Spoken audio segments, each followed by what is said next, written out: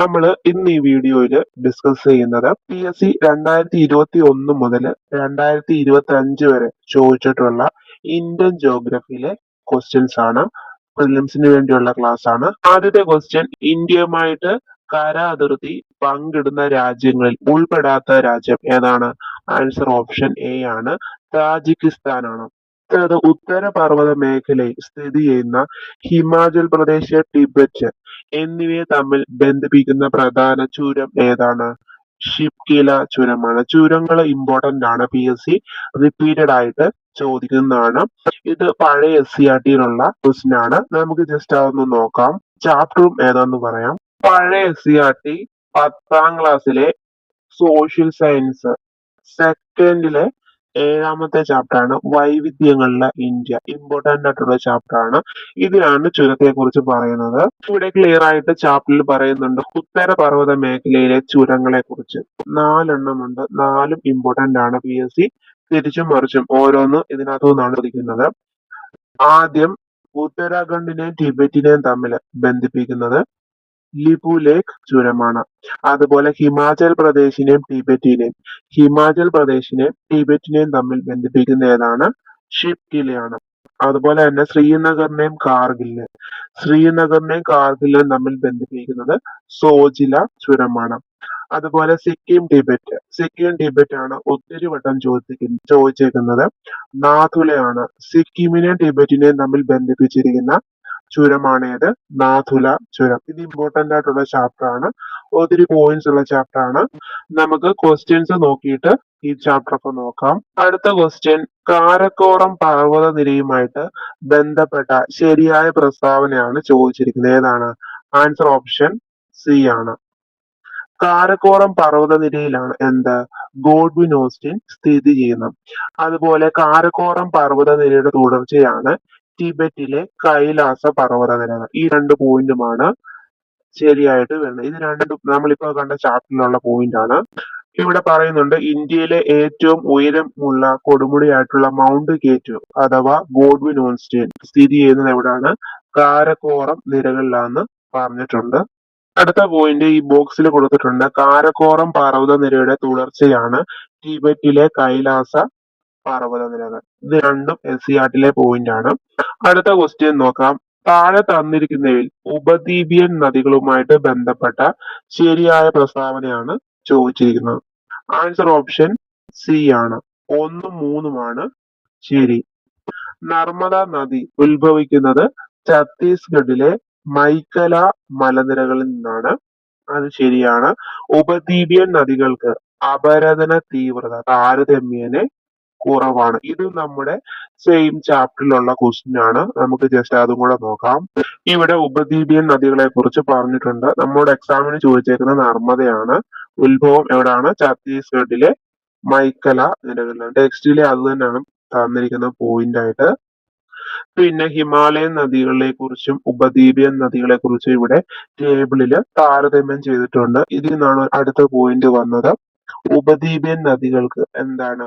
അപരദന തീവ്രത കുറവാണ്. ഈ പോയിന്റ് ആണ് വന്നത്. അടുത്ത ക്വസ്റ്റ്യൻ, ഒഡീഷയിൽ സ്ഥിതി ചെയ്യുന്ന പ്രധാനപ്പെട്ട ഇരുമ്പയിര് ഖനന മേഖല ഏതാണ്?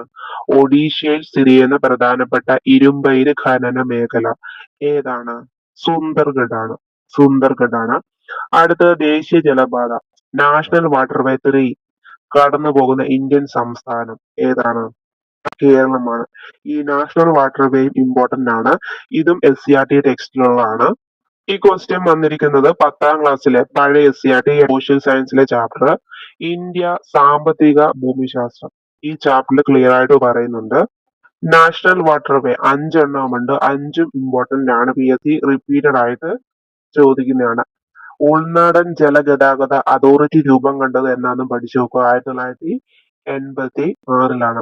ആദ്യം നാഷണൽ വാട്ടർവേ 1 ഗംഗാ നദിയിലാണ്. പഠിച്ചു നോക്കുക. അലഹബാദ് മുതൽ ഹാൽഡിയ വരെയാണ്. ഇതെല്ലാം ചോദിക്കുന്നതാണ്. അലഹബാദ് മുതൽ ഹാൽഡിയ വരെയാണ്. അതിന്റെ നീളം പഠിക്കണം. അതും ചോദിച്ചിട്ടുണ്ട്. 1620 ആണ്.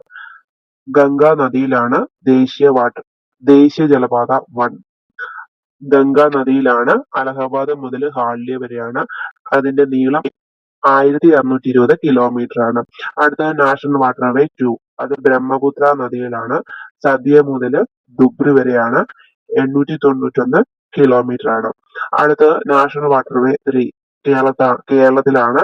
കൊല്ലം മുതൽ കോട്ടപ്പുറം കോഴിക്കോട് വരെ ആക്കിയിട്ടുണ്ട് വരെയുള്ള പശ്ചിമ തീര കനാലാണ്.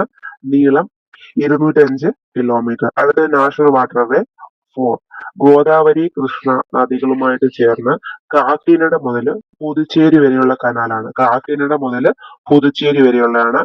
1095 കിലോമീറ്റർ ആണ്. പിന്നെ നാഷണൽ വാട്ടർവേ 5, പൂർവ്വതീര കനാലുമായിട്ട് ബന്ധിപ്പിച്ചിട്ടുള്ള ബ്രഹ്മണി മഹാനദി ഡെൽറ്റ നദീ വ്യവസ്ഥയാണ്. 623 കിലോമീറ്റർ ആണ്. ഈ 5 ഇമ്പോർട്ടന്റ് ആണ്. ഏത് നദിയിലാണെന്നും എവിടെ മുതലാണെന്നും പഠിച്ചു വെക്കണം. റിപ്പീറ്റഡ് PYQ ആണ്. അടുത്ത ക്വസ്റ്റ്യൻ, ഇന്ത്യയിലെ പ്രധാന ആണവോർജ നിലയമായിട്ടുള്ള റാവത്ത് ഭട്ട സ്ഥിതി ചെയ്യുന്ന സംസ്ഥാനം എവിടെയാണ്? രാജസ്ഥാനാണ്. ഇതും വന്നിരിക്കുന്നത് സെയിം ചാപ്റ്ററിൽ നിന്നാണ്. ഇന്ത്യയിലെ പ്രധാന ആണവോർജ നിലയങ്ങൾ എന്ന് പറഞ്ഞ് ഇവിടെ കൊടുത്തിട്ടുണ്ട്. നമ്മുടെ എക്സാമിന് ചോദിച്ചത് റാവത്ത് ഭട്ടയാണ്, രാജസ്ഥാനിലാണ്. ഈ ബാക്കിയും ഇമ്പോർട്ടന്റ് ആണ്, ഇടയ്ക്കിടയ്ക്ക് ചോദിക്കുന്നതാണ്. താരാപൂർ എവിടാണ്? മഹാരാഷ്ട്രയിലാണ്. കൽപാക്കം കൂടംകുളം തമിഴ്നാടാണ്. കൈഗ എവിടാണ്? കർണാടകത്തിലാണ്. Kakrapar, repeated PYQ, Kakrapar ഗുജറാത്തിലാണ്.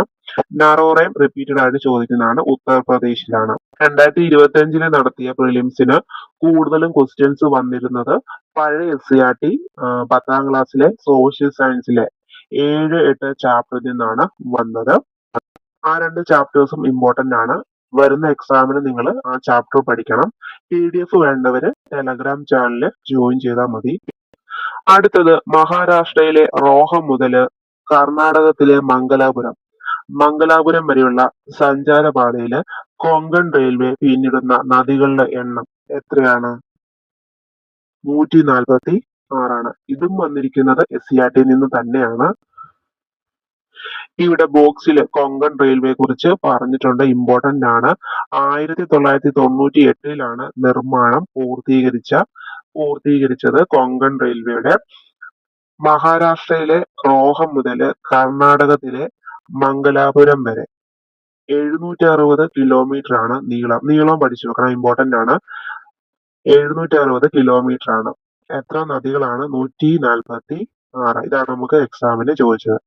ഈ പാതയിൽ ഏകദേശം 2000 പാലം, അതും പഠിച്ചു വെച്ചോ, PSC ആയതുകൊണ്ട് ഇതും ചോദിക്കും. 2000 പാലം, പിന്നെ 91 തുരങ്കങ്ങളുണ്ട്. ഏഷ്യയിലെ ഏറ്റവും വലിയ റെയിൽ തുരങ്കം ഇവിടെയാണ്. മഹാരാഷ്ട്ര, ഗോവ, കർണാടകം എന്നീ സംസ്ഥാനങ്ങൾ ഈ സംരംഭത്തിന്റെ പങ്കാളികളാണ്. അപ്പം കൊങ്കൺ റെയിൽവേ നിർമ്മാണം പൂർത്തിയായത് 1998.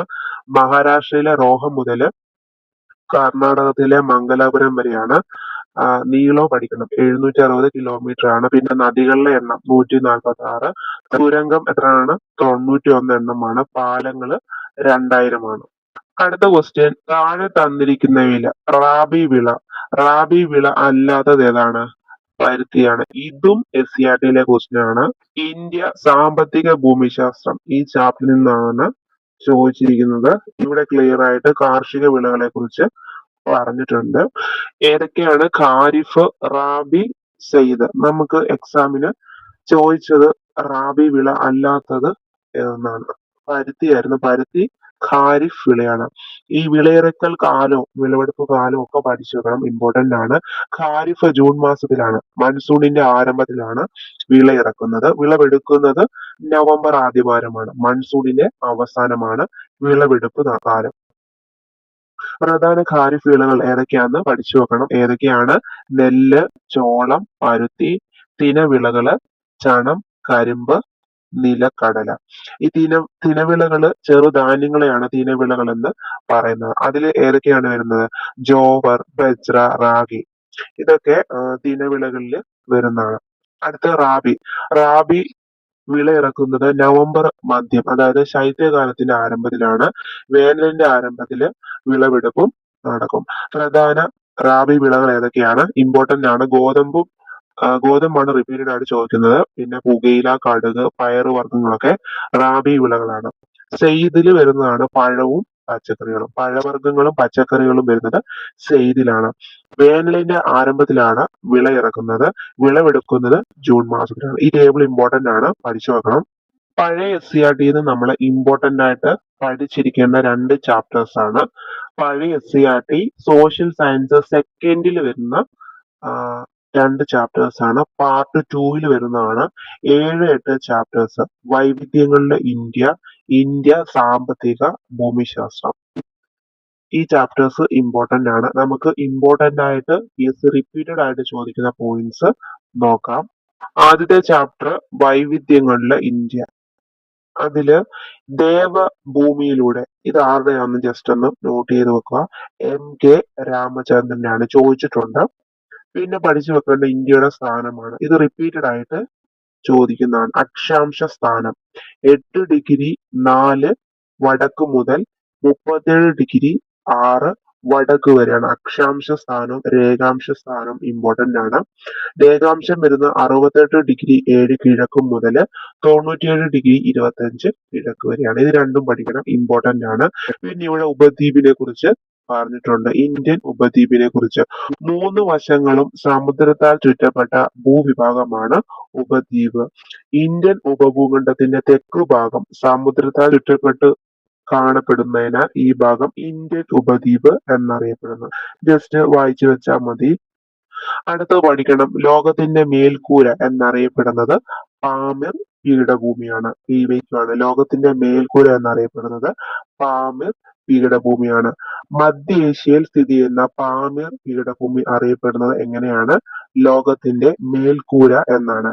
ഹിന്ദുക്കുഷ്, സുലൈമാൻ, ടിയാൻ ഷാൻ, കുൻലുൻ, കാരക്കോറം മുതലായ പർവ്വത നിരകള് ഈ പാമിർ പർവ്വതക്കെട്ടിൽ നിന്നാണ് വിഭിന്ന ദിശകളിലേക്ക് പിരിഞ്ഞ് പോകുന്നത്. അതുകൊണ്ടാണ് പാമിർ പീഠഭൂമിയെ ലോകത്തിന്റെ മേൽക്കൂര എന്ന് പറയുന്നത്. ഇവിടെ പിക്ചർ കൊടുത്തിട്ടുണ്ട്. ആണ് പാമിർ.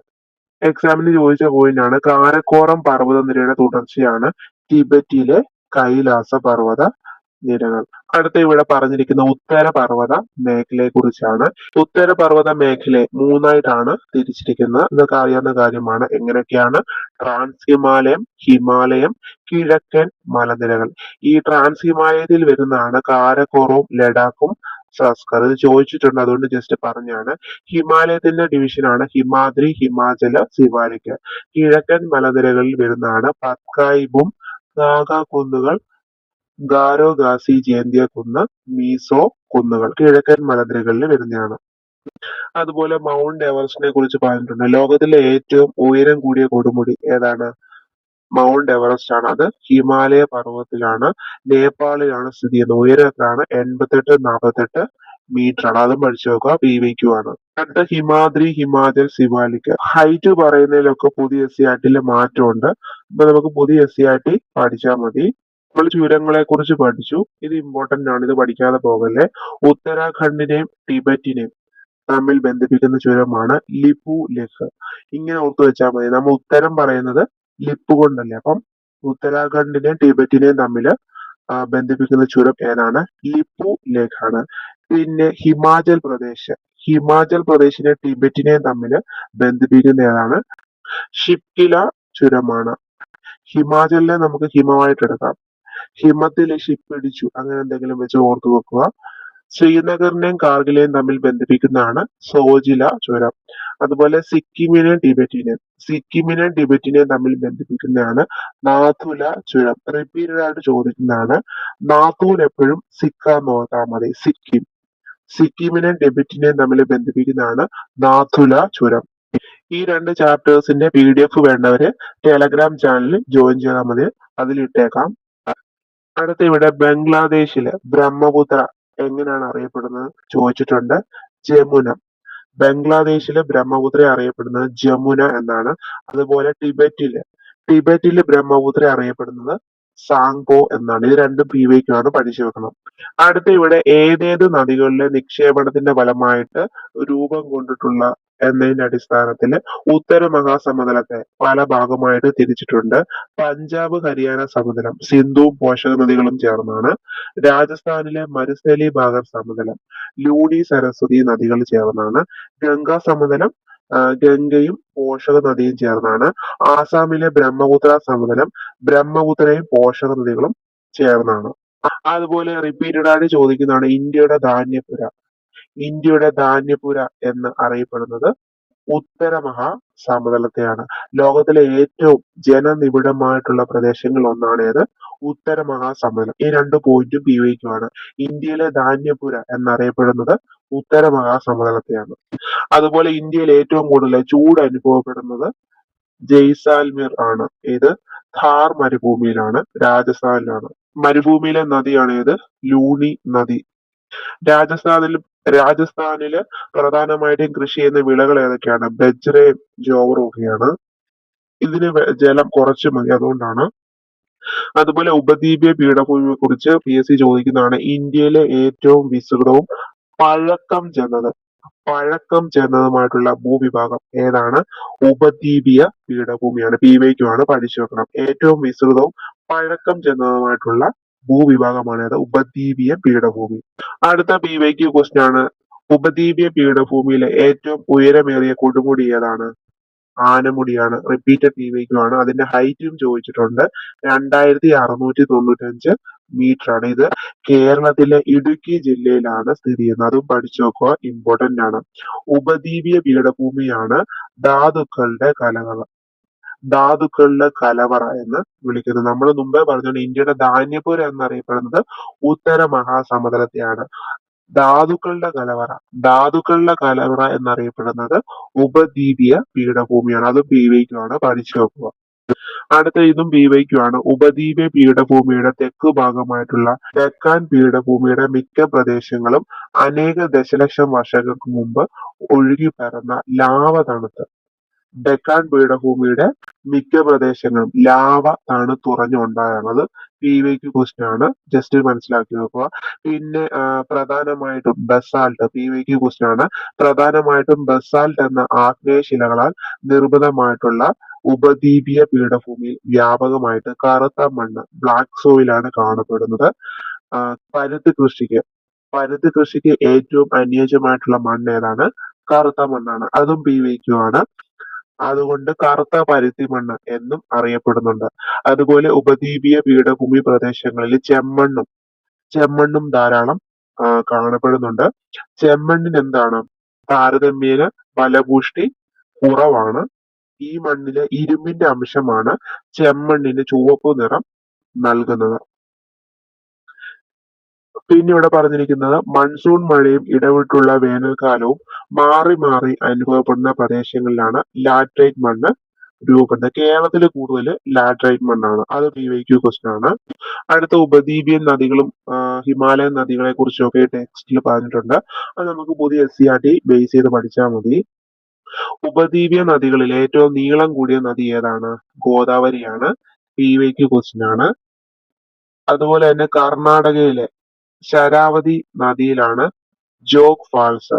അതിന്റെ ഉയരവും പഠിച്ചു വെക്കണം. 225 മീറ്റർ ആണ്. ഇതൊക്കെ ചോദിച്ചിട്ടുണ്ട്, അതുകൊണ്ടാണ് ജസ്റ്റ് പറഞ്ഞു പോകുന്നത്. പിന്നെ ഇപ്പൊ നമ്മൾ കണ്ട ക്വസ്റ്റ്യൻ ആണ് ഹിമാലയൻ നദികളും ഉപദ്വീപിയൻ നദികളിലെ താരതമ്യം ചെയ്ത് എന്താണ് എക്സാമിന് ചോദിച്ചതാണ്. അപരദന തീവ്രത കുറവാണ്. ഹിമാലയൻ നദിക്കോ? അത് കൂടുതലാണ്. ഹിമാലയൻ നദികൾക്ക് അതിവിസ്തൃതമായിട്ടുള്ള വൃഷ്ടിപ്രദേശമാണ്. ഇവിടെ എല്ലാം കുറവാണ്. ഇതും ഇമ്പോർട്ടന്റ് ആണ്. PSC റിപ്പീറ്റഡ് ആയിട്ട് ചോദിക്കുന്നതാണ്. പടിഞ്ഞാറൻ തീരസമതലവും കിഴക്കൻ തീരസമതലവും. പടിഞ്ഞാറൻ തീരസമതലം വരുന്നത് അറബിക്കടലിന്റെയും പശ്ചിമഘട്ടത്തിനും ഇടയ്ക്കായിട്ടാണ് വരുന്നത്. ഏത്? പടിഞ്ഞാറൻ തീരസമതലം. റാൻ ഓഫ് കച്ച് മുതൽ കന്യാകുമാരി വരെയാണ് പടിഞ്ഞാറൻ തീരസമതലം. താരതമ്യേന വീതി കുറവാണ്. ഗുജറാത്ത് തീരസമതലം, കൊങ്കൺ തീരസമതലം, മലബാർ തീരസമതലം മൂന്നായിട്ട് തിരിക്കാം. പടിഞ്ഞാറൻ തീരസമതലത്തെ മൂന്നായിട്ട് തിരിക്കാം. ഗുജറാത്ത് തീരസമതലം, കൊങ്കൺ തീരസമതലം, മലബാർ തീരസമതലം. ഇതൊക്കെ ചോദിച്ചിട്ടുണ്ട്, അതുകൊണ്ടാണ് പറയുന്നത്. പിന്നെന്താണ്? പടിഞ്ഞാറൻ തീരസമതലത്ത് കായലും അഴിമുഖവും കാണപ്പെടുന്നുണ്ട്. കിഴക്കൻ തീരസമതലം ബംഗാൾ ഉൾക്കടലിനും പൂർവ്വഘട്ടത്തിനും ഇടയ്ക്കായിട്ടാണ്. സുന്ദരവന പ്രദേശം മുതൽ കന്യാകുമാരി വരെയാണ്. ഇതിനെന്താണ്? വീതി കൂടുതലാണ്. കോറമണ്ടൽ തീരസമതലം, വടക്കൻ സിർക്കാസ് തീരസമതലം രണ്ടായിട്ടാണ് തിരിച്ചിരിക്കുന്നത്. പടിഞ്ഞാറൻ തീരസമതലത്തെ മൂന്നായിട്ടാണ്. എങ്ങനെയൊക്കെയാണ്? ഗുജറാത്ത്, കൊങ്കൺ, മലബാർ. കിഴക്കൻ തീരസമതലത്തെ കോറമണ്ടൽ തീരസമതലം, വടക്കൻ സിർക്കാസ് തീരസമതലം. ഇത് ചോദിച്ചിട്ടുണ്ട്, അതുകൊണ്ടാണ് പറയുന്നത്. പിന്നെ ഡെൽറ്റ രൂപീകരണം നടക്കുന്നുണ്ട്. പടിഞ്ഞാറൻ തീരസമതലത്ത് കായലുകളും അഴിമുഖങ്ങളും കാണപ്പെടുന്നു. ഇത് പഠിച്ചു വെക്കണം, എല്ലാ പോയിന്റും ചോദിച്ചിട്ടുണ്ട്. പിന്നെ PSC ചോദിച്ചിട്ടുള്ളതാണ് അറബിക്കടലിലെ ദ്വീപ സമൂഹം എത്ര എണ്ണമാണ്? 36 ദ്വീപുകൾ ചേർന്നാണ് അറബിക്കടല്. ഇതില് 11 ദ്വീപുകളിലാണ് ജനവാസം ഉള്ളത്. അത് PVQ ആണ്. ഏതൊക്കെയാന്ന് ജസ്റ്റ് മനസ്സിലാക്കി വെക്കുക. ബംഗാരം, കടമത്ത്, മിനിക്കോയി, കവരത്തി, അഗത്തി, ആന്ത്രോത്ത്, കൽപ്പേനി, അമിനി ദ്വീപി. പിന്നെ ഏതാണ്? ചെത്ലാത്ത്, ബിത്ര, കിൽത്താൻ എന്നിവയാണ് പ്രധാന ദ്വീപ്. അതുപോലെ കവരത്തിയാണ് ലക്ഷദ്വീപിന്റെ ആസ്ഥാനം. PVQ ആണ്. ലക്ഷദ്വീപിന്റെ തലസ്ഥാനം കവരത്തിയാണ്. ഇനി അടുത്തത് ബംഗാൾ ഉൾക്കടലിലെ ദ്വീപ സമൂഹമാണ്. അറബിക്കടലിലാണ് ഇത് ലക്ഷദ്വീപ്. ബംഗാൾ ഉൾക്കടലിലാണ് ഇത് ആൻഡമാൻ നിക്കോബാർ ദ്വീപ്. 200 ദ്വീപുകൾ ഉൾപ്പെടുന്ന ആൻഡമാൻ ദ്വീപും 19 ദ്വീപുകൾ ഉൾപ്പെടുന്ന നിക്കോബാർ ദ്വീപുകളും അടങ്ങുന്നതാണ് ആൻഡമാൻ നിക്കോബാർ ദ്വീപ സമൂഹം. ഇവയിലെ ഭൂരിഭാഗം ദ്വീപുകളിലും എന്താണ്? ജനവാസം ഇല്ല. മിക്കവയും എന്താണ്? നിബിഡ വനങ്ങളാണ് കൂടുതലും. ഇന്ത്യയിലെ ഏക അഗ്നിപർവ്വതം ആയിട്ടുള്ള ബാരൻ പഠിച്ചു വെക്കണം. ബാരൻ ഇന്ത്യയിലെ ഏക അഗ്നിപർവ്വതം ഈ ദ്വീപ സമൂഹത്തിലെ ബാരൻ ദ്വീപിലാണ്. ഇന്ത്യയിലെ ഏക അഗ്നിപർവ്വതം പഠിച്ചു വെക്കണം, ഇമ്പോർട്ടന്റ് ആണ്. PVQ ആണ്. ബാരൻ ദ്വീപിലാണ്. അതുപോലെ തലസ്ഥാനം ആൻഡമാൻ നിക്കോബാർ ദ്വീപിന്റെ തലസ്ഥാനം പോർട്ട് ബ്ലെയർ ആണ്. ലക്ഷദ്വീപിന്റെ ഏതാണ്? കവരത്തിയാണ്. അതുപോലെ നിക്കോബാർ ദ്വീപിന്റെ തെക്കേ അറ്റമായിട്ടുള്ള ഇന്ദിര പോയിന്റ്. ഇന്ദിര പോയിന്റ് ആണ് ഇന്ത്യയുടെ തെക്കേ അറ്റമായിട്ട് കണക്കാക്കുന്നത്. അതും ചോദിച്ചിട്ടുണ്ട്. ഇന്ത്യയുടെ തെക്കേ അറ്റം ഇന്ദിര പോയിന്റ് ആണ്. ഇന്ത്യയുടെ ഭൂപ്രകൃതി വിഭാഗത്തെ 5ആയിട്ട് തിരിക്കാം. അതാണ് ഈ ചാപ്റ്ററിൽ പറഞ്ഞിരിക്കുന്നത്. അടുത്ത കാലാവസ്ഥയെ കുറിച്ച് പറഞ്ഞിട്ടുണ്ട്. ഇന്ത്യയുടെ കാലാവസ്ഥയെ സ്വാധീനിക്കുന്ന ഘടകങ്ങൾ എന്തൊക്കെയാണ്? അക്ഷാംശീയ സ്ഥാനം, ഭൂപ്രകൃതി, സമുദ്ര സാമീപ്യം, പിന്നെന്താണ്? സമുദ്രനിരപ്പിൽ നിന്നുള്ള ഉയരം. എന്തൊക്കെയാന്ന് ജസ്റ്റ് മനസ്സിലാക്കി വെക്കുക. അടുത്തത് ഇന്ത്യയിലെ ഋതുക്കളെ നമുക്ക് പൊതുവെ 4ആയിട്ട് തിരിക്കാം. എങ്ങനെയൊക്കെയാണ്? ശൈത്യകാലം, ഉഷ്ണകാലം, തെക്ക് പടിഞ്ഞാറൻ മൺസൂൺ കാലം, മൺസൂണിന്റെ പിൻവാങ്ങൽ കാലം. 4ആയിട്ട് ഋതുക്കളെ തിരിക്കാം. ശൈത്യകാലം ഡിസംബർ ടു ഫെബ്രുവരി ആണ് ശൈത്യകാലം. അത് പഠിച്ചു വെക്കണം, PVQ ആണ്. ശൈത്യകാലത്തിന്റെ ഒരു പ്രത്യേകതയാണെന്ത്? പശ്ചിമ അസ്വസ്ഥത. ഇത് PVQ ആണ്. ശൈത്യകാലത്താണ് പശ്ചിമ അസ്വസ്ഥത. ശൈത്യകാലത്ത് മെഡിറ്ററേനിയൻ കടലിൽ രൂപം കൊള്ളുന്ന ശക്തമായിട്ടുള്ള ന്യൂനമർദ്ദം ക്രമേണ കിഴക്കോട്ട് നീങ്ങി ഇന്ത്യയിലെത്തുന്നു. ഇത് നമ്മുടെ ഉത്തര സമതല പ്രദേശങ്ങളിൽ, പ്രത്യേകിച്ച് പഞ്ചാബില് ശൈത്യകാല മഴ ലഭിക്കുന്നതിന് കാരണമാകുന്നു. ഈ മഴ ശൈത്യകാല വിളകൾക്ക് ഏറെ പ്രയോജനകരമാണ്. പശ്ചിമ അസ്വസ്ഥത ഇന്ത്യയിലെത്തുന്നതിൽ ജെറ്റ് പ്രവാഹങ്ങൾക്ക് പങ്കുണ്ട്. ട്രോപ്പോസ്ഫിയറിലൂടെയുള്ള അതിശക്തമായ വായു പ്രവാഹമാണെന്ത്? ജെറ്റ് പ്രവാഹങ്ങൾ. അപ്പം ശൈത്യകാലത്തിന്റെ ഒരു പ്രത്യേകതയാണെന്ത്? പശ്ചിമ അസ്വസ്ഥത. അതൊന്ന് മനസ്സിലാക്കി വെക്കുക. പിന്നെ ഉഷ്ണകാലമാണ്. മാർച്ച് ടു മെയ് മാസത്തിലാണ് ഉഷ്ണകാലം അനുഭവപ്പെടുന്നത്. അതൊന്ന് പഠിച്ചു വെക്കുക. ഉഷ്ണകാലത്ത് രാജ്യത്ത് ഏറ്റവും കൂടുതൽ ചൂട് അനുഭവപ്പെടുന്നത് രാജസ്ഥാനിന്റെ പടിഞ്ഞാറ് ഭാഗത്തുള്ള ബാമർ എന്ന സ്ഥാനത്താണ്. ഈ കാലയളവിൽ വീശുന്ന ചില പ്രാദേശിക വാദങ്ങളാണ് ഏതൊക്കെ? ലൂ, മാംഗോ ഷവേഴ്സ് ഒക്കെ. കാൽവൈശാഖി പഠിച്ചു വെക്കണം, ഇമ്പോർട്ടന്റ് ആണ്. PSC റിപ്പീറ്റഡ് ആയിട്ട് ചോദിക്കുന്നതാണ്. ഇന്ത്യയിലെ ഏറ്റവും മഴയ്ക്ക് കാരണം ഏതാണ്? തെക്കു പടിഞ്ഞാറൻ മൺസൂൺ ആണ്. തെക്കു പടിഞ്ഞാറൻ മൺസൂൺ ജൂൺ ടു സെപ്റ്റംബർ മാസത്തിലാണ്. അത് പഠിച്ചു വെക്കണം, ഇമ്പോർട്ടന്റ് ആണ്. ഇനി നമുക്ക് അടുത്ത ചാപ്റ്റർ നോക്കാം. ഇന്ത്യ സാമ്പത്തിക ഭൂമിശാസ്ത്രം എന്നാണ് ചാപ്റ്ററിന്റെ പേര്. കാർഷിക വിളകളെ കുറിച്ച് നമ്മൾ പറഞ്ഞു. ഈ ടേബിൾ ഇമ്പോർട്ടന്റ് ആണ്, പഠിക്കാതെ പോവല്ല്. പിന്നെ പറഞ്ഞിരിക്കുന്ന കാർഷിക വിളകളാണ്, ഇമ്പോർട്ടന്റ് ആണ്. ആദ്യം നെല്ലിന്റെ കാര്യം പറഞ്ഞിട്ടുണ്ട്. PSC ഇത് സ്റ്റേറ്റ്മെന്റ് ആയിട്ട് ചോദിച്ചിട്ടുണ്ട്.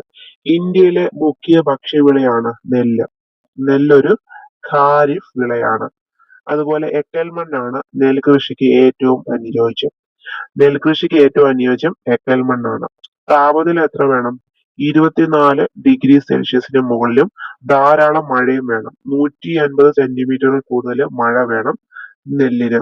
മഴ കുറഞ്ഞ പ്രദേശങ്ങളിലും ജലസേചനത്തിന്റെ സൗകര്യത്തോടെ നെൽകൃഷി ചെയ്യുന്നുണ്ട്. പഠിച്ചു വെക്കണം, ഇമ്പോർട്ടന്റ് ആണ്. നദീതടങ്ങളിലും തീരസമതലങ്ങളിലുമാണ് മുഖ്യമായിട്ടും നെൽകൃഷി ചെയ്യുന്നത്. സിവാലിക് പർവ്വത ചെരുവുകളിലും തട്ടുകളാക്കി നെൽകൃഷി ചെയ്യുന്നുണ്ട്. നമ്മൾ ഈ ചാപ്റ്റർ ഒക്കെ ഡീറ്റെയിൽ ആയിട്ട് എടുത്തിട്ടുണ്ട്. അതിന്റെ ലിങ്ക് ഫസ്റ്റ് കമന്റ് ആയിട്ട് കൊടുത്തേക്കാം. നമുക്കിനി ബാക്കി ക്വസ്റ്റ്യൻസ് നോക്കാം. അടുത്ത ക്വസ്റ്റ്യൻ, ഉഷ്ണമേഖലയിൽ സ്ഥിതി ചെയ്യുന്ന സംസ്ഥാനം ഏതാണ്? ഗോവയാണ്. ബാരാലാച്ചല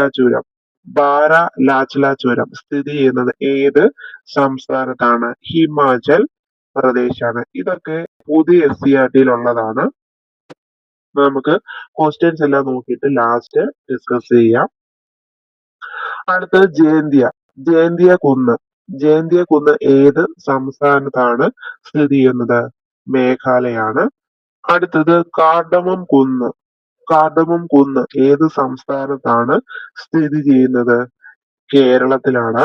അടുത്തത് നാഥുല ചുരം ഏത് സംസ്ഥാനത്താണ് സ്ഥിതി ചെയ്യുന്നത്? സിക്കിമിലാണ്. നമ്മൾ പറഞ്ഞത് നാഥൂൻ എപ്പോഴും സിക്കാണ്. അടുത്ത ക്വസ്റ്റ്യൻ, വടക്ക് കിഴക്കൻ ഇന്ത്യയിലെ ഏറ്റവും വലിയ ശുദ്ധജല തടാകമായിട്ടുള്ള ലോക്തക്കിൽ സ്ഥിതി ചെയ്യുന്ന ചലിക്കുന്ന ദേശീയോദ്യാനം ഏതാണ്? കേബിൾ ലംജാവോയാണ്. ഇതൊക്കെ നമ്മുടെ പുതിയ SCERT ഉണ്ട്. അടുത്തത്, മടക്ക് പർവ്വതങ്ങളുടെ രൂപീകരണവുമായിട്ട് ബന്ധപ്പെട്ട് ശരിയായ പ്രസ്താവന ഏതാണ്? ആൻസർ ഓപ്ഷൻ എ ആണ്, ഒന്ന് മാത്രമാണ്.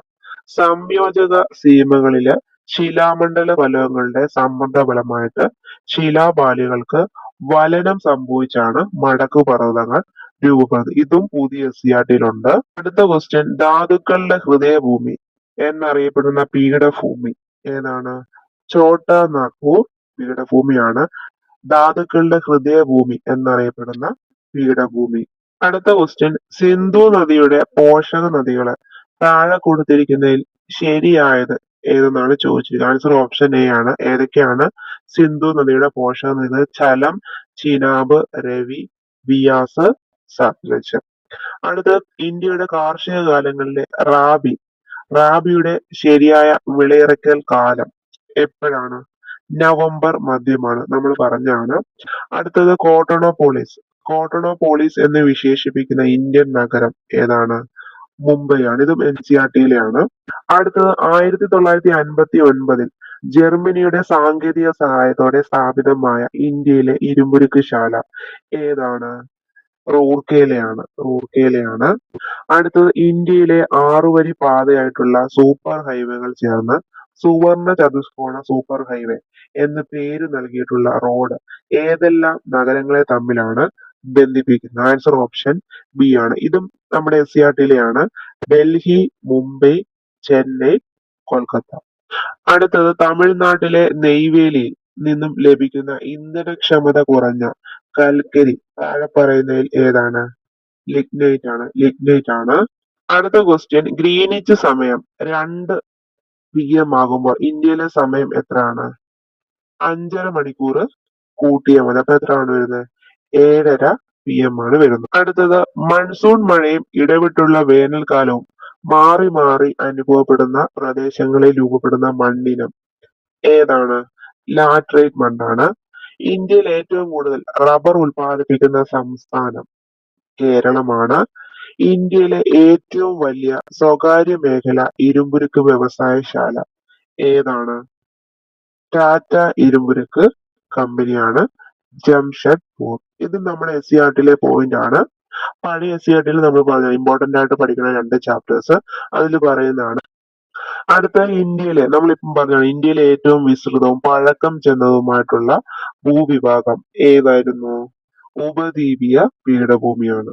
അടുത്തത്, ഇന്ത്യയുടെ ധാന്യപ്പുര. നമ്മൾ അതും പറഞ്ഞാണ്. ഇന്ത്യയുടെ ധാന്യപ്പുര എന്നറിയപ്പെടുന്നത് ഏത് ഭൂവിഭാഗത്തെയാണ്? ഏതിനെയാണ്? ഉത്തര മഹാസമതലത്തെയാണ്. പടിഞ്ഞാറൻ തീരസമതലവുമായിട്ട് ബന്ധപ്പെട്ട ശരിയായ പ്രസ്താവന നമ്മൾ പറഞ്ഞാണ്. ഏതാണ്? ആൻസർ ഓപ്ഷൻ സി ആണ്. 1ഉം 3ഉം ശരിയാണ്. പടിഞ്ഞാറൻ തീരസമതലം വീതി കുറവാണ്. പിന്നെന്താണ്? റാൻ ഓഫ് കച്ച് മുതൽ കന്യാകുമാരി വരെയാണ്. അടുത്ത ക്വസ്റ്റ്യൻ താഴെ കൊടുത്തിരിക്കുന്നവയിൽ ശരിയായ ജോഡിയാണ് ചോദിച്ചത്. ആൻസർ ഓപ്ഷൻ സി ആണ്. ഒന്നും രണ്ടും നാലും ശരിയാണ്. ബക്രാനങ്കില് സത്ലജ് നദിയിലാണ്. ഹിരാക്കുഡ് മഹാനദിയിലാണ്. സർദാർ സരോവർ നർമ്മദ നദിയിലാണ്. അടുത്തത് ആസാം ഹിമാലയ പർവ്വതങ്ങളിൽ ഉയരം കൂടിയത് ഏതാണ്?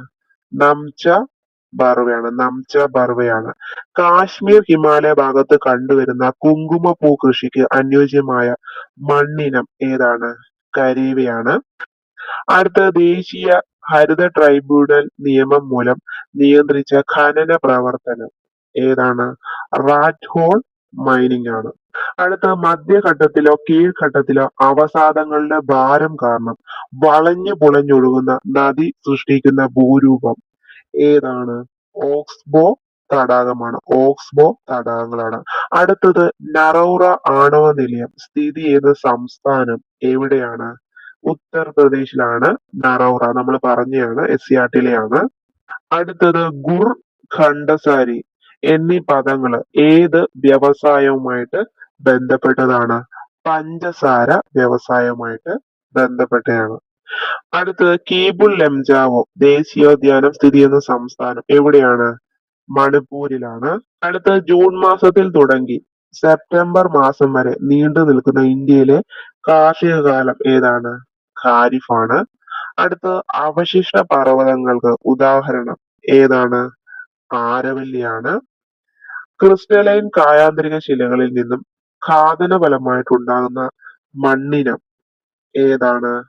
ചുവപ്പ് മണ്ണാണ്. റെഡ് സോയിൽ ആണ്. അടുത്തത് ചെമ്പ്. ചെമ്പ് കൂടുതലായിട്ട് കണ്ടുവരുന്ന സംസ്ഥാനം ഏതാണ്? മധ്യപ്രദേശ് ആണ്. അടുത്ത കൽക്കരിയുടെ ഉന്നതമായിട്ടുള്ള വകഭേദം ഏതാണ്?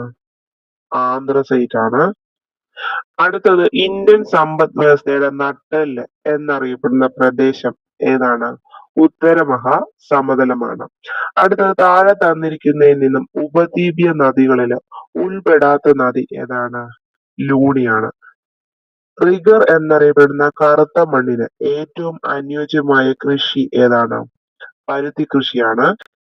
അടുത്തത് ഇന്ത്യയിൽ ഏറ്റവും കൂടുതൽ മഴ ലഭിക്കുന്ന പ്രദേശമായിട്ടുള്ള മൗസിൻറാം ഏത് സംസ്ഥാനത്താണ്? മേഘാലയയിലാണ്. ലോക ഓസോൺ ദിനം എന്നാണ്? സെപ്റ്റംബർ 16 ഇന്ത്യയിൽ ഭൗമതാപോജ പ്ലാന്റ് സ്ഥിതി ചെയ്യുന്ന പ്രദേശം എവിടെയാണ്? മണികരനാണ്. അടുത്ത ഇന്ത്യയില് ജനസാന്ദ്രത ഏറ്റവും കുറവുള്ള സംസ്ഥാനം എവിടെയാണ്? അരുണാചൽ പ്രദേശാണ്. ശ്രീനഗർ കാർഗിൽ മേഖലകളെ തമ്മിൽ ബന്ധിപ്പിക്കുന്ന ചുരം ഏതാണ്? സോജില ചുരമാണ്. ജൂൺ മുതൽ നവംബർ വരെ കൃഷി ചെയ്യുന്ന കാർഷിക കാലം ഏതാണ്? ഖാരിഫാണ്. ബ്രഹ്മപുത്ര നദിയില് സാധ്യ മുതൽ ധൂബ്രി വരെ നീണ്ടുകിടക്കുന്ന ജലപാത ഏതാണ്?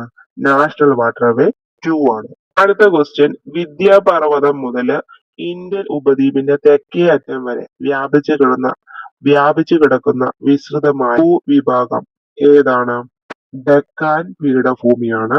താഴെ തന്നിട്ടുള്ളതിൽ നിന്നും ശരിയായിട്ടുള്ള പാരമ്പര്യേതര ഊർജ സ്രോതസ്സുകൾ കണ്ടെത്താനാണ് പറഞ്ഞിരിക്കുന്നത്. ആൻസർ ഓപ്ഷൻ സി ആണ്. മൂന്നും പാരമ്പര്യേതര ഊർജ സ്രോതസ്സാണ്. സൗരോർജം, ജൈവവാതകവും സൗരോർജവും, പിന്നെ കാറ്റിൽ നിന്നുള്ള ഊർജം. അടുത്തത് ഇന്ത്യയുമായിട്ട് കര അതിർത്തി പങ്കുവയ്ക്കുന്ന അയൽ രാജ്യങ്ങൾ ഏതൊക്കെയാണ്? ആൻസർ ഓപ്ഷൻ ഡി ആണ്. എല്ലാം കര അതിർത്തി പങ്കുവയ്ക്കുന്ന അയൽ രാജ്യമാണ്. ചൈന, നേപ്പാള്, പാകിസ്ഥാൻ, ഭൂട്ടാൻ. അടുത്ത ലോകത്തിലെ ഏറ്റവും ഉയരം കൂടിയ കൊടുമുടി ഏതാണ്? മൗണ്ട് എവറസ്റ്റ് ആണ്. അടുത്തത് മണികരൻ താപോർജ കേന്ദ്രം സ്ഥിതി ചെയ്യുന്ന ഇന്ത്യൻ സംസ്ഥാനം എവിടെയാണ്? ഹിമാചൽ പ്രദേശിലാണ്. സിന്ധു, ഗംഗ, ബ്രഹ്മപുത്ര നദികളുടെ എക്കൽ നിക്ഷേപങ്ങൾ മൂലം രൂപപ്പെട്ട ഭൂവിഭാഗം ഏതാണ്? ഉത്തര മഹാസമതലമാണ്. ഇന്ത്യയിലെ ഏറ്റവും പഴക്കം ചെന്നതും വലിപ്പമുള്ളതുമായിട്ടുള്ള സ്റ്റീൽ പ്ലാന്റ് ഏതാണ്? ടാറ്റ അയൺ ആൻഡ് സ്റ്റീൽ കമ്പനിയാണ്. അടുത്തത് ഇന്ത്യയിലൂടെ കടന്നു പോകുന്ന പ്രധാന അക്ഷാംശ രേഖ ഏതാണ്? ഇമ്പോർട്ടന്റ് ആണ്. ഉത്തരായന രേഖ 23° നോർത്ത്. ഇന്ത്യയിലെ ഏറ്റവും ദൈർഘ്യമേറിയ ദേശീയപാത ഏതാണ്? NH-44 ആണ്.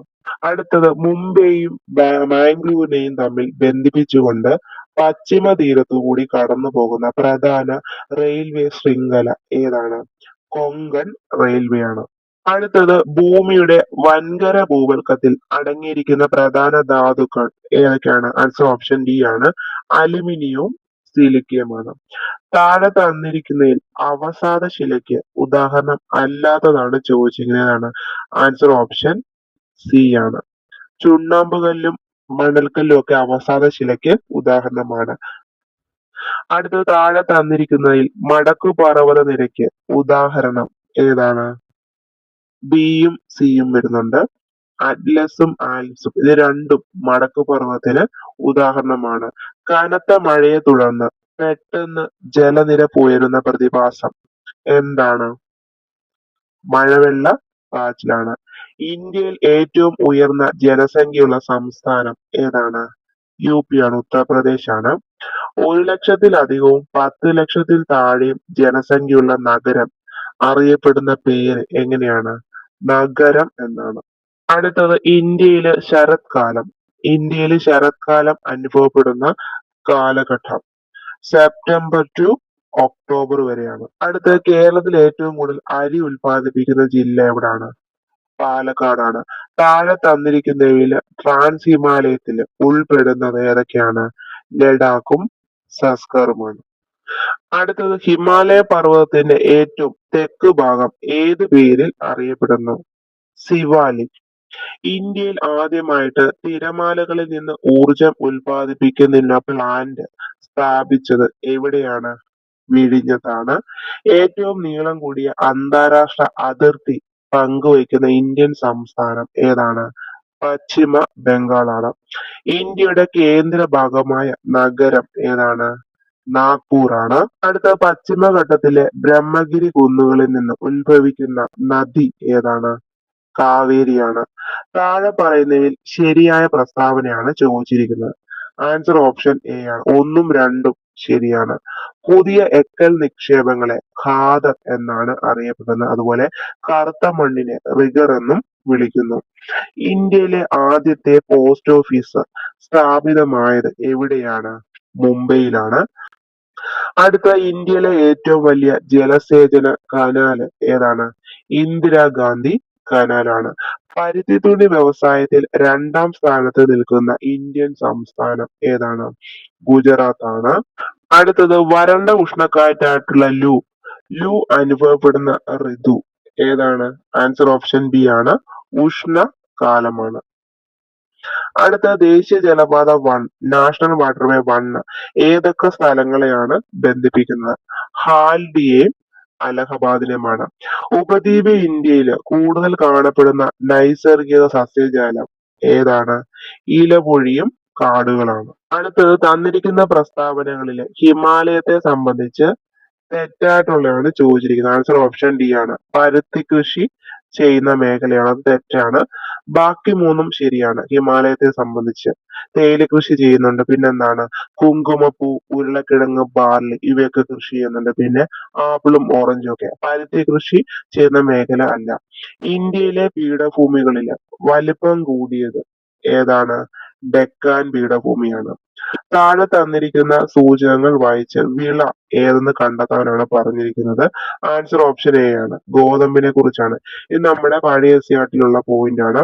ഇന്ത്യയുടെ ഉൽപാദനത്തിന് 2ാം സ്ഥാനമുണ്ട്. റാബി വിളയാണ്. താപനില 10°C മുതൽ 26°C വരെ വേണം. പിന്നെ മഴ 75 സെന്റിമീറ്റർ വേണം. ഈ ചാപ്റ്റർ എടുത്തിട്ടുണ്ട്, അതിന്റെ ലിങ്ക് ഡിസ്ക്രിപ്ഷൻ ബോക്സിൽ കൊടുത്തേക്കാം. അടുത്തത് വടക്ക് കിഴക്കൻ മൺസൂൺ കാലത്ത് കൂടുതൽ മഴ ലഭിക്കുന്ന ഇന്ത്യയിലെ ഭൂപ്രകൃതി വിഭാഗം ഏതാണ്? കിഴക്കൻ തീരസമതലമാണ്. അടുത്തത് തഞ്ചാവൂര് ഏത് നദിയുടെ തീരത്താണ് സ്ഥിതി ചെയ്യുന്നത്? കാവേരിയുടെയാണ്. ലിപു ലേക്ക് ചുരം ബന്ധിപ്പിക്കുന്ന ഏതൊക്കെ പ്രദേശങ്ങളിലെയാണ്? നമ്മൾ പറഞ്ഞായിരുന്നു ഉത്തരം പറയുന്നത് ലിപു കൊണ്ടാണ്. ഉത്തരാഖണ്ഡിനെ ടിബറ്റിനെയും തമ്മിലാണ്. ചുവടെ തന്നിരിക്കുന്ന നദികളില് അറബിക്കടലിൽ പതിക്കുന്നത് ഏതൊക്കെയാണ്? ആൻസർ ഓപ്ഷൻ ബി ആണ്. അറബിക്കടലിൽ പതിക്കുന്ന ഏതൊക്കെയാണ്? സിന്ധു, നർമ്മദ, പെരിയാർ. ഇന്ത്യ സാമ്പത്തിക ഭൂമിശാസ്ത്രം എട്ടാമത്തെ ചാപ്റ്റർ നമ്മൾ പറഞ്ഞാണ്. ആ ചാപ്റ്ററിൽ തന്നെയാണ് നമ്മൾ നെല്ലിന്റെ പറഞ്ഞായിരുന്നു, ഗോതമ്പിന്റെ ഈ ചാപ്റ്ററിൽ തന്നെ പറയുന്നുണ്ട്. ഇന്ത്യയിലെ ഉൽപാദനത്തിൽ രണ്ടാം സ്ഥാനം ഗോതമ്പിനാണ്. നീർവാർച്ചയുള്ള എക്കൽ മണ്ണാണ് ഗോതമ്പ് കൃഷിക്ക് ഉത്തമം. മുഖ്യമായിട്ടും മിതോഷ്ണ മേഖലയിൽ കൃഷി ചെയ്യുന്ന ഈ വിളയ്ക്ക് 10 ഡിഗ്രി സെൽഷ്യസ് മുതൽ 26 ഡിഗ്രി സെൽഷ്യസ് വരെ താപനില വേണം. പിന്നെ 75 സെന്റിമീറ്റർ മഴയും ആവശ്യമായിട്ട് വരുന്നുണ്ട്. ഇമ്പോർട്ടന്റ് ആണ്, PSC സ്റ്റേറ്റ്മെന്റ് ആയിട്ട് ചോദിക്കുന്നുണ്ട്. പിന്നെ ചോളത്തെ കുറിച്ച് പറഞ്ഞിട്ടുണ്ട്. ഭക്ഷ്യവിളകളുടെ ഉൽപാദനത്തിന് ചോളത്തിന് 3-ാം സ്ഥാനമാണ്. ഉഷ്ണകാലത്തും ശൈത്യകാലത്തും ഇന്ത്യയിൽ ചോളം കൃഷി ചെയ്യുന്നുണ്ട്. ഉഷ്ണകാലത്തും കൃഷി ചെയ്യുന്നുണ്ട്, ശൈത്യകാലത്തും കൃഷി ചെയ്യുന്നുണ്ട്.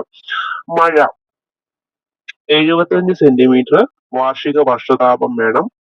പിന്നെന്താണ്, നീർവാർച്ചയുള്ള ഫലഭൂഷ്ടമായിട്ടുള്ള മണ്ണാണ് ചോളത്തിന് ആവശ്യം.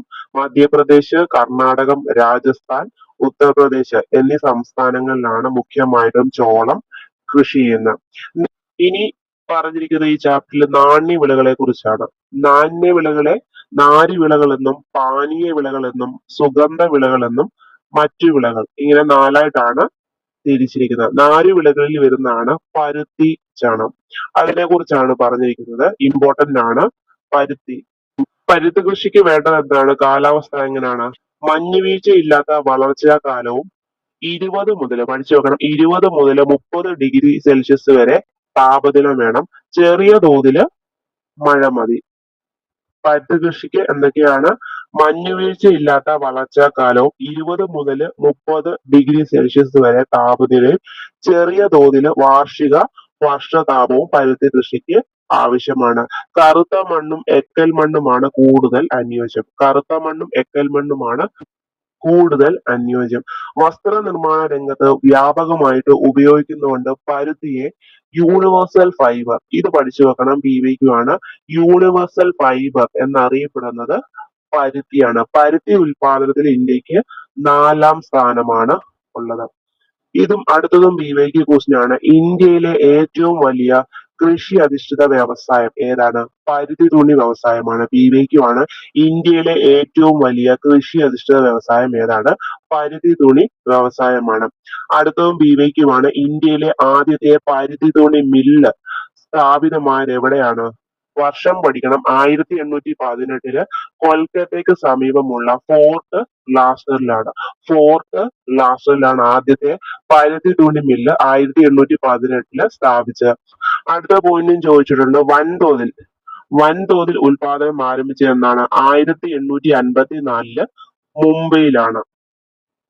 ഇന്ത്യയിലെ ഏറ്റവും പ്രധാന പരുത്തി തുണി ഉൽപാദന കേന്ദ്രം മുംബൈ ആയതുകൊണ്ട് മുംബൈയെ കോട്ടണപോളിസ്, നമ്മൾ കണ്ട ക്വസ്റ്റ്യൻ ആണ്, കോട്ടണപോളിസ് എന്ന് വിശേഷിപ്പിക്കുന്നത് മുംബൈ ആണ്.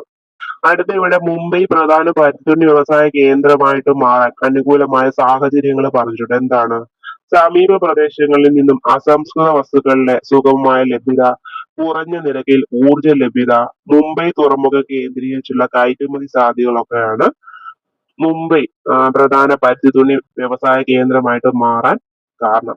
അപ്പോൾ പരുത്തി കൃഷിക്ക് വേണ്ട എന്തൊക്കെയാണ്? മഞ്ഞുവീഴ്ച ഇല്ലാത്ത വളർച്ചാകാലം, പിന്നെ 20 മുതൽ 30 ഡിഗ്രി സെൽഷ്യസ് വരെ താപനില, ചെറിയ തോതിൽ എന്താണ്? വാർഷിക വർഷതാപം. പിന്നെ യൂണിവേഴ്സൽ ഫൈബർ എന്നറിയപ്പെടുന്ന പരുത്തിയാണ്. ഇന്ത്യയിലെ ഏറ്റവും വലിയ കൃഷി അധിഷ്ഠിത വ്യവസായം ഏതാണ്? പരുത്തി തുണി വ്യവസായമാണ്. ഇന്ത്യയിലെ ആദ്യത്തെ പരുത്തി തുണി മില്ല് സ്ഥാപിച്ച എവിടാണ്? കൊൽക്കത്തയിലെ ഫോർട്ട് ഗ്ലാസ്റ്ററിലാണ്. 1818 വൻതോതിൽ ഉൽപാദനം ആരംഭിച്ചത് എന്നാണ്? 1854 മുംബൈയാണ്. അതുപോലെ കോട്ടണോപോളിസ് എന്ന് വിശേഷിപ്പിക്കുന്നത് മുംബൈ ആണ്. അടുത്ത ചണത്തെ കുറിച്ച് പറഞ്ഞിട്ടുണ്ട്. ഇന്ത്യയിലെ മറ്റൊരു നാരുവിളയാണ് ചണം. ചൂടും ഈർപ്പവുമുള്ള സാഹചര്യങ്ങളിലാണ് ചണം വളരുന്നത്. ഉയർന്ന താപനിലയും അതുപോലെ 150 സെന്റിമീറ്ററിൽ കൂടുതൽ മഴയുമാണ് ചണകൃഷിക്ക് വേണ്ടത്. നീർവാർച്ചയുള്ള എക്കൽ മണ്ണാണ് ചണകൃഷിക്ക് വേണ്ടത്. പശ്ചിമ ബംഗാളിലെ ഗംഗ ബ്രഹ്മപുത്ര ഡെൽറ്റ പ്രദേശമാണ് പ്രധാന ചണ ഉൽപാദന മേഖല. വെസ്റ്റ് ബംഗാൾ, ആസാം, ഒഡീഷ എന്നിവിടങ്ങളിൽ മാത്രമാണ് പ്രധാനമായിട്ടും ചണം കൃഷി ചെയ്യുന്നത്. ചണം കൃഷിക്ക് എന്താണ് വേണ്ടത്? ഉയർന്ന താപനില, 150 സെന്റിമീറ്റർ മഴ, പിന്നെ നീർവാർച്ചയുള്ള എക്കൽ മണ്ണ്. അടുത്ത തേയിലയെ കുറിച്ച് പറഞ്ഞിട്ടുണ്ട്, ഇമ്പോർട്ടന്റ് ആണ്, VVQ ആണ്. ഏറ്റവും കൂടുതൽ തേയില ഉൽപ്പാദിപ്പിക്കുന്ന രാജ്യമാണ് ഇന്ത്യ. ആസാം, വെസ്റ്റ് ബംഗാൾ, കേരളം, തമിഴ്നാട് എന്നീ സംസ്ഥാനങ്ങളിലാണ് ഇന്ത്യയിൽ തേയില തോട്ടങ്ങൾ ഉള്ളത്. തേയിലയ്ക്ക് വേണ്ടത് എന്താണ്? 200 മുതൽ 250 സെന്റിമീറ്റർ വരെ വാർഷിക വർഷതാപം വേണം. പിന്നെ താപനില 25 ഡിഗ്രി മുതൽ 30 ഡിഗ്രി സെൽഷ്യസ് വരെ വേണം. ജൈവാംശമുള്ള ജലം വാർന്നു പോകുന്ന മണ്ണാണ് തേയില കൃഷിക്ക് ആവശ്യം. അടുത്തത് കാപ്പി. കാപ്പി ഉൽപാദനത്തിൽ ഇന്ത്യയുടെ സ്ഥാനം 6-മതാണ്. പഠിച്ചു വെക്കണം, ഇമ്പോർട്ടന്റ് ആണ്. അറബിക്ക, ഇത് BYQ ക്വസ്റ്റ്യൻ ആണ്. അന്താരാഷ്ട്ര വിപണിയിൽ ഏറെ ആവശ്യക്കാരുള്ള അറബിക്ക. അറബിക്ക എന്ന മുന്തിയ ഇനം കാപ്പിക്കുരുക്കളാണ് ഇന്ത്യയിൽ മുഖ്യമായിട്ടും ഉൽപ്പാദിപ്പിക്കുന്നത്. ഇമ്പോർട്ടന്റ് ആണ്. ഏറ്റവും വലിയ സ്വകാര്യ മേഖലയെ ഇരുമ്പുരുക്ക് വ്യവസായശാല ഏതാണ്? PSC ചോദിച്ചിട്ടുള്ളത്, നമ്മൾ ക്വസ്റ്റ്യൻസ് കണ്ടതാണ് ഓൾറെഡി. സ്വകാര്യ മേഖലയിലെ ഏറ്റവും വലുത് ഏതാണ്? ടാറ്റ ഇരുമ്പുരുക്ക് കമ്പനിയാണ്. ഇത് എക്സാമിന് ചോദിച്ചത് നമ്മളിപ്പോ കണ്ടതാണ്. ടിസ്കോ. സിറി എന്ന സ്ഥലവും പഠിക്കണം, ചോദിച്ചിട്ടുണ്ട്. ജംഷഡ്പൂർ ആണ്. അടുത്തത് പൊതുമേഖലയിലെ ആദ്യത്തെ ഇരുമ്പുരുക്ക് വ്യവസായശാല ഏതാണ്? ഇന്ത്യൻ അയൺ ആൻഡ് സ്റ്റീൽ കമ്പനിയാണ്. അത് സ്ഥിതി ചെയ്യുന്ന എവിടാണ്? വെസ്റ്റ് ബംഗാളിലാണ്. അടുത്തതും ചോദിച്ചിട്ടുണ്ട്, ദക്ഷിണേന്ത്യയിലെ ആദ്യത്തെ ഇരുമ്പുരുക്ക് വ്യവസായശാല. ദക്ഷിണേന്ത്യയിലെ ആദ്യത്തെ ഇരുമ്പുരുക്ക് വ്യവസായശാല ഏതാണ്? Visvesvaraya iron and steel works limited. കൂടുതലും ചോദിച്ചിട്ടുള്ളത് വിശ്വേശ്വരയ്യാണ്. എവിടെയാണ് സ്ഥിതി ചെയ്യുന്നത്? കർണാടകത്തിലെ ഭദ്രാവതിയിലാണ്. അടുത്ത 4 ഇമ്പോർട്ടന്റ് ആണ്. ഭിലായ്, റൂർക്കേല, ദുർഗാപൂര്, ബൊക്കാറോ. ഏത് രാജ്യത്തിന്റെ സാങ്കേതിക സഹായത്തോടെയാണ് സ്ഥാപിച്ചതെന്ന് PSC റിപ്പീറ്റഡ് ആയിട്ട് ചോദിക്കുന്നതാണ് ഈ 4 ഭിലായ് റഷ്യയുടെ സഹായത്തോടെയാണ്. ഭിലായും പിന്നെ ഏതാണ്? ഈ ബൊക്കാറോ. ഭിലായും ബൊക്കാറോയും റഷ്യയുടെ സഹായത്തോടെയാണ്. വർഷം പഠിക്കണം. ഭിലായ് 1959-ലാണ്. ബൊക്കാറോ 1964-ലാണ്. പിന്നെ റൂർക്കേല നമ്മൾ കണ്ടായിരുന്നു, ജർമ്മനിയുടെ സഹായത്തോടെ 1959-ലാണ്. ദുർഗാപൂര് UK-യുടെ സാങ്കേതിക സഹായത്തോടെയാണ്. ഭിലായ് ഛത്തീസ്ഗഡിലാണ്, റൂർക്കേല ഒഡീഷയിലാണ്, ദുർഗാപൂര് വെസ്റ്റ് ബംഗാളിലാണ്, ബൊക്കാറോ ജാർഖണ്ഡിലാണ്. എവിടെയാണ് സ്ഥിതി എന്നും പഠിക്കണം, ഇമ്പോർട്ടന്റ് ആണ്. ഈ ടേബിൾ ഇമ്പോർട്ടന്റ് ആണ്, പഠിക്കുക. അടുത്തത് ഇവിടെ മാംഗനീസിനെ കുറിച്ച് പറഞ്ഞിട്ടുണ്ട്. ഇരുമ്പുരുക്ക് വ്യവസായത്തിൽ ഉപയോഗിക്കുന്ന പ്രധാന ലോഹധാതുവാണ് ഏത്? മാംഗനീസ്. ഇരുമ്പയിര് നിക്ഷേപങ്ങൾക്ക് സമീപമായിട്ട് പൊതുവെ മാംഗനീസ് നിക്ഷേപവും കണ്ടുവരുന്നുണ്ട്. ഒഡീഷയാണ് ഉൽപാദനത്തിലെ ഏറ്റവും മുന്നില്. അടുത്തത് ഇന്ത്യയിലെ ചില ധാതുക്കളും അതിന്റെ ഉപയോഗവും പ്രധാന ഉൽപാദക സംസ്ഥാനങ്ങളും പറഞ്ഞിട്ടുണ്ട്. PSC ചോദിക്കുന്നതാണ്. സ്വർണം നമ്മൾ എന്തിനാണ്? ആഭരണം നിർമ്മിക്കാൻ വേണ്ടിയാണ്. കർണാടകയിലാണ് പ്രധാന ഉൽപാദനം നടക്കുന്നത്. വെള്ളി നമ്മൾ എന്തിനാണ്? ആഭരണ നിർമ്മാണത്തിന് ഉപയോഗിക്കുന്നുണ്ട്. ഇലക്ട്രോപ്ലേറ്റിംഗ്, ഫോട്ടോഗ്രഫിക്കും യൂസ് ചെയ്യുന്നുണ്ട്. പ്രധാന ഉൽപാദക സംസ്ഥാനം എവിടൊക്കെയാണ്? രാജസ്ഥാന്, ജാർഖണ്ഡ്, കർണാടകം. ചെമ്പ് നമ്മൾ വൈദ്യുതോപകരണ വ്യവസായങ്ങളിൽ ചാലകമായിട്ട് ഉപയോഗിക്കുന്നുണ്ട് ചെമ്പ്. ജാർഖണ്ഡ്, രാജസ്ഥാൻ, മധ്യപ്രദേശ് ഇവിടൊക്കെയാണ്. ബോക്സൈറ്റ് റിപ്പീറ്റഡ് ആയിട്ട് ചോദിക്കുന്ന ഒരു ക്വസ്റ്റ്യൻ ആണ്. അലുമിനിയത്തിന്റെ അയിരാണ് ബോക്സൈറ്റ്. വിമാനം, വൈദ്യുത ഉപകരണങ്ങള്, ഗാർഹിക ഉപകരണങ്ങൾ എന്നിവയ്ക്ക് വേണ്ടി ഉപയോഗിക്കുന്നു. ജാർഖണ്ഡ്, ഛത്തീസ്ഗഡ്, മധ്യപ്രദേശ്, ഒഡീഷയിലൊക്കെയാണ്. അടുത്തത് അഭ്രമാണ്. വൈദ്യുതോപകരണ വ്യവസായങ്ങളിൽ ഇൻസുലേറ്റർ ആയിട്ട് യൂസ് ചെയ്യുന്നുണ്ട്. ആന്ധ്രാപ്രദേശ്, രാജസ്ഥാന്, ജാർഖണ്ഡ്, ബീഹാർ ഇവിടെയാണ് ഉൽപാദനം കൂടുതൽ. ഈ ബോക്സും ഇമ്പോർട്ടന്റ് ആണ്, പഠിച്ചു വെക്കുക. അടുത്തത് ധാതു ഇന്ധനങ്ങൾ. ഇതിനും PSC ചോദിക്കാറുള്ളതാണ്. ഈ ചാപ്റ്റർ ഇമ്പോർട്ടന്റ് ആണ്. ഈ 2 ചാപ്റ്റേഴ്സ് 10ാം ക്ലാസ്സിലെ 2 ചാപ്റ്റേഴ്സും ഇമ്പോർട്ടന്റ് ആണ്. ഇത് പഠിക്കാതെ നിങ്ങൾ എക്സാമിന് പോവല്ല. കൽക്കരിയെ കുറിച്ച് പറഞ്ഞിട്ടുണ്ട്. ഇന്ത്യയിലെ മുഖ്യ താപോർജ സ്രോതസ്സാണ് കൽക്കരി. ഇതൊക്കെ സ്റ്റേറ്റ്മെന്റ് ആയിട്ട് വന്നിട്ടുണ്ട്. പ്രധാന വ്യാവസായിക ഇന്ധനമാണ് കൽക്കരി. ഇന്ത്യയിൽ കൂടുതൽ കാണപ്പെടുന്നത് ബിറ്റുമിനസ് വിഭാഗത്തിൽപ്പെട്ട ഇടത്തരം നിലവാരത്തിലുള്ള കൽക്കരിയാണ്. ഇതെല്ലാം സ്റ്റേറ്റ്മെന്റ് ആയിട്ട് വന്നിട്ടുണ്ട്, ഇമ്പോർട്ടന്റ് ആണ്. പിന്നെ ഇതിപ്പോ നമ്മൾ കണ്ടാണ് ഇന്ത്യയിലെ ഏറ്റവും വലിയ കൽക്കരി പാടം ജാർഖണ്ഡിലെ ജാറിയാണ്. അതുപോലെ ഇതും നമ്മൾ കണ്ട ക്വസ്റ്റ്യൻ ആണ്. തമിഴ്നാട്ടിലെ നെയ്വേലിയിൽ ലിഗ്നൈറ്റ് എന്ന ഇന്ധനക്ഷമത കുറഞ്ഞ കൽക്കരി കാണപ്പെടുന്നുണ്ട്. അടുത്തത് പെട്രോളിയം പ്രകൃതിവാതകത്തെ കുറിച്ചാണ് പറഞ്ഞിരിക്കുന്നത്. ഈ ക്വസ്റ്റ്യൻ നമ്മൾ കണ്ടതാണ്. ഇന്ത്യയിൽ ആദ്യമായിട്ട് പെട്രോളിയം ഖനനം ചെയ്തത് എവിടെയാണ്? അസമിലെ ഡിഗ്ബോയിലാണ്. ഇന്ത്യയിൽ ആദ്യമായിട്ട് പെട്രോളിയം ഖനനം ചെയ്തത് അസമിലെ ഡിഗ്ബോയിലാണ്. പിന്നെ ഇതും ചോദിക്കുന്ന ക്വസ്റ്റ്യൻ ആണ്. ഇന്ത്യയിലെ ഏറ്റവും വലിയ എണ്ണപ്പാടം ഏതാണ്? മുംബൈ ഹൈ ആണ്. മഹാരാഷ്ട്രയിലെ മുംബൈ ഹൈ ആണ് ഇന്ത്യയിലെ ഏറ്റവും വലിയ എണ്ണപ്പാടം. നമുക്ക് ബാക്കി ക്വസ്റ്റ്യൻസ് നോക്കാം. അടുത്ത ക്വസ്റ്റ്യൻ, ചുവടെ ചേർത്തിട്ടുള്ളവയിൽ ഇന്ത്യയെക്കാൾ വലിപ്പമുള്ള രാജ്യം ഏതാണ്? ബ്രസീലാണ്. ഇന്ത്യയുടെ അക്ഷാംശ വ്യാപ്തി റിപ്പീറ്റഡ് ആയിട്ട് ചോദിക്കുന്നതാണ്. 8°4 നോർത്ത് മുതൽ 37°6 നോർത്ത് വരെയാണ്. ഇന്ത്യയിലെ ഏറ്റവും വലിയ പീഠഭൂമി ഏതാണ്? ഡെക്കാൻ പീഠഭൂമിയാണ്. അടുത്ത, ഇന്ത്യയുടെ അക്ഷാംശ സ്ഥാനം എത്രയാണ്? 8°4 നോർത്ത് മുതൽ 37°6 നോർത്ത് വരെയാണ്. ലഡാക്കിൽ ഏറ്റവും തണുപ്പുള്ള ജനവാസ സ്ഥലം ഏതാണ്? ദ്രാസ് ആണ്. ഇന്ത്യയിലെ ശീത മരുഭൂമി ഏതാണ്? ലഡാക്ക് ആണ്. എവറസ്റ്റ് കൊടുമുടി സ്ഥിതി ചെയ്യുന്ന രാജ്യം എവിടെയാണ്? നേപ്പാളിലാണ്. അടുത്തത്, ദേശീയ ജലപാത നാഷണൽ വാട്ടർവേ 1 ബന്ധിപ്പിക്കുന്നത് അലഹബാദിലെയും ഹാല്ഡിയുമാണ്. അടുത്തത്, Visvesvaraya iron and steel work limited സ്ഥിതി ചെയ്യുന്നത് എവിടെയാണ്? കർണാടകയിലാണ്. ഏതുതരം കൽക്കരിയാണ് തമിഴ്നാട്ടിലെ നെയ്വേലിയിൽ കാണപ്പെടുന്നത്? ഏതാണ്? ലിഗ്നൈറ്റ് ആണ്. ഇതെല്ലാം SCERT ഉള്ളതാണ്. ഇന്ത്യയിലെ ഏറ്റവും വലിയ കൽക്കരി പാടം സ്ഥിതി ചെയ്യുന്നത് എവിടെയാണ്? ചാറിയാണ്. അടുത്ത, ഇന്ത്യയിൽ ആദ്യമായിട്ട് പെട്രോളിയം ഖനനം ചെയ്തത് എവിടെയാണ്? ഡിഗ്ബോയിലാണ്. കൊങ്കൺ റെയിൽവേ ബന്ധിപ്പിക്കുന്നത് റോഹ ടു മംഗലാപുരമാണ്. ഹിൽ സ്റ്റേഷനുകളിലെ രാജകുമാരി എന്നറിയപ്പെടുന്ന സുഖവാസ കേന്ദ്രം ഏതാണ്? കൊടൈക്കനാലാണ്. ബംഗാൾ ഉൾക്കടൽ നദീവ്യൂഹത്തിൽ ഉൾപ്പെടാത്ത നദി നർമ്മദയാണ്. ഇന്ത്യയിലെ ഏറ്റവും ഉയരത്തിൽ സ്ഥിതി ചെയ്യുന്ന എയർപോർട്ട് ആയിട്ടുള്ള ലേ ഏത് നദിക്കരയിലാണ്? സിന്ധു നദിക്കരയിലാണ്. മൺസൂൺ എന്ന വാക്ക് ഏത് ഭാഷയിൽ നിന്ന് എടുത്തതാണ്? അറബിയാണ്. കാൽ ബൈശാഖി എന്നത് കാറ്റാണ്. അസമിലെ കാസിരംഗ ദേശീയോദ്യാനം ഏത് മൃഗത്തിന് പ്രസിദ്ധമാണ്? ഒറ്റക്കൊമ്പൻ കാണ്ടാമൃഗം. ഇന്ത്യയിലെ ഏറ്റവും ഉയരത്തിലുള്ള ദേശീയോദ്യാനം ഏതാണ്? കാഞ്ചൻജംഗ ദേശീയോദ്യാനമാണ്.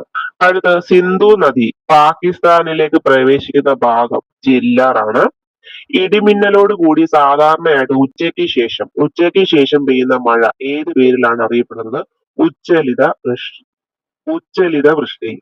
ഉത്തരേന്ത്യൻ സമതലങ്ങളിൽ മെയ് ജൂൺ മാസങ്ങളിൽ വീശുന്ന വരണ്ട ഉഷ്ണക്കാറ്റാണേത്? ലൂ. ജിം കോർബറ്റ് ദേശീയോദ്യാനം ഏത് സംസ്ഥാനത്താണ്? ഉത്തരാഖണ്ഡിലാണ്. ടൈഗർ സ്റ്റേറ്റ് എന്നറിയപ്പെടുന്ന സംസ്ഥാനം ഏതാണ്? മധ്യപ്രദേശ് ആണ്. അടുത്തത്, ഉത്തരാർദ്ധഗോളത്തിൽ ഏഷ്യൻ ഭൂഖണ്ഡത്തിന്റെ ഏത് ഭാഗത്തായിട്ടാണ് ഇന്ത്യയുടെ സ്ഥാനം? തെക്ക് ഭാഗത്താണ്. ഇന്ത്യൻ ഉപഭൂഖണ്ഡത്തിന്റെ വടക്കേ അറ്റവും തെക്കേ അറ്റവും തമ്മിൽ ഏകദേശം 30° വ്യത്യാസമാണ് ഉള്ളത്. ഡെക്കാൻ പീഠഭൂമിയുടെ ആകൃതി ഏതാണ്? ത്രികോണ ആകൃതിയാണ്. ഇന്ത്യയിലെ ഏറ്റവും പഴക്കമേറിയ ഭൂവിഭാഗം ഏതാണ്? ഉപദ്വീപീയ പീഠഭൂമിയാണ്. അറബിക്കടൽ നദീവ്യൂഹത്തിൽ ഉൾപ്പെടാത്ത നദി ഏതാണ്?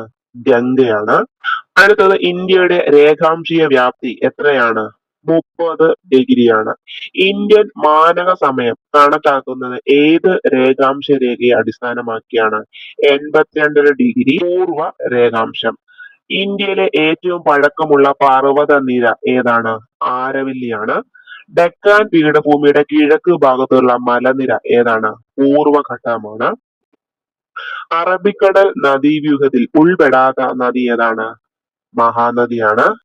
അടുത്തത്, സിന്ധുവിന്റെ ഏറ്റവും വലിയ പോഷക നദി ഏതാണ്? ചീനാബ് ആണ്. ഇന്ത്യയിലെ ശൈത്യകാലം ഡിസംബർ ടു ഫെബ്രുവരി ആണ്. ഇന്ത്യയിലെ ഏറ്റവും ഉൽപാദനക്ഷമത കൂടിയ മണ്ണിനം ഏതാണ്? എക്കൽ മണ്ണാണ്. കോർബറ്റ് ദേശീയ പാർക്കിൽ പ്രധാനമായിട്ടും ഏത് ജീവിയുടെ സംരക്ഷണമാണ് ലക്ഷ്യമിട്ടിട്ടുള്ളത്? കടുവയുടെയാണ്. അടുത്തത് വേടന്തങ്കൽ പക്ഷി സങ്കേതം സ്ഥിതി ചെയ്യുന്ന സംസ്ഥാനം എവിടാണ്? തമിഴ്നാട്ടിലാണ്. അടുത്ത് ഇന്ത്യയുടെ ഏകദേശം മധ്യഭാഗത്തു കൂടി കടന്നു പോകുന്ന രേഖാംശ രേഖ ഏതാണ്? 82°30' പൂർവ രേഖാംശം. ഇമ്പോർട്ടന്റ് ആണ്. ഇന്ത്യൻ മാനക സമയം ഗ്രീനിച്ച് സമയത്തേക്കാൾ എത്ര മുന്നിലാണ്? 5½ മണിക്കൂർ മുന്നിലാണ്. ഇന്ത്യയിലെ ഏറ്റവും പ്രായം കൂടിയ മടക്കുപർവ്വതം ഏതാണ്? ആരവല്ലിയാണ്. ഡെക്കാൻ പീഠഭൂമിയിലെ ഏറ്റവും ഉയരം കൂടിയ ഭാഗം ഏതാണ്? ആനമുടിയാണ്. ഒരു നദിയിലേക്ക് വെള്ളമെത്തുന്ന നിശ്ചിത പ്രദേശം വൃഷ്ടി പ്രദേശമാണ്. ജഹാംഗീറിന്റെയും നൂർജഹാന്റെയും ശവകുടീരങ്ങൾ സ്ഥിതി ചെയ്യുന്ന നദീതീരം രവി നദിയാണ്. ഇന്ത്യയിലെ ഉഷ്ണകാലം മാർച്ച് ടു മെയ് ആണ്. ഉത്തരേന്ത്യൻ സമതലങ്ങളിലെ പ്രധാന മണ്ണിനം ഏതാണ്? എക്കൽ മണ്ണാണ്. പോയിന്റ് കാലിമർ പക്ഷി സങ്കേതം ഏതു സംസ്ഥാനത്താണ്? തമിഴ്നാട്ടിലാണ്. ഇന്ത്യയിൽ ഏറ്റവും കൂടുതൽ ദേശീയോദ്യാനങ്ങളുള്ള സംസ്ഥാനം എവിടെയാണ്? മധ്യപ്രദേശാണ്. അടുത്തത് പഞ്ചാബ്. പഞ്ചാബ് അതിർത്തി പങ്കിടുന്ന അയൽ രാജ്യം ഏതാണ്? പാകിസ്ഥാനാണ്. ഇന്ത്യൻ ഉപഭൂഖണ്ഡത്തിന്റെ തെക്കേ അറ്റം കന്യാകുമാരിയാണ്. ഇന്ത്യയെ വടക്കേ ഇന്ത്യ, തെക്കേ ഇന്ത്യ എന്നിങ്ങനെ വേർതിരിക്കുന്ന മലനിര ഏതാണ്? വിദ്യാപർവമാണ്. ഏറ്റവും വലിയ നദീതടമുള്ള ഇന്ത്യൻ നദി ഏതാണ്? ഗംഗയാണ്. Soil and land use survey of India സ്ഥാപിതമായ വർഷം 1958 അന്റാർട്ടിക്കയിലെ ഇന്ത്യൻ പോസ്റ്റ് ഓഫീസ് ഏത് പോസ്റ്റൽ ഡിവിഷന്റെ കീഴിലാണ്? ഗോവയുടെയാണ്. അടുത്തത് ഇന്ത്യയിലെ ഏത് ദേശീയോദ്യാനമാണ് ആദ്യകാലത്ത് ഹെയ്ലി ദേശീയോദ്യാനം എന്ന് അറിയപ്പെട്ടിരുന്നത്? ജിം കോർബറ്റ് ആണ്. അടുത്തത് ശ്രീശൈലം പദ്ധതി സ്ഥിതി ചെയ്യുന്ന നദി കൃഷ്ണ നദിയിലാണ്. ശ്രീശൈലം പദ്ധതി തന്നിരിക്കുന്നതിൽ ഖാരിഫ് വിള അല്ലാത്തതാണ് ചോദിച്ചിരിക്കുന്നത്. ബാർലിയാണ്.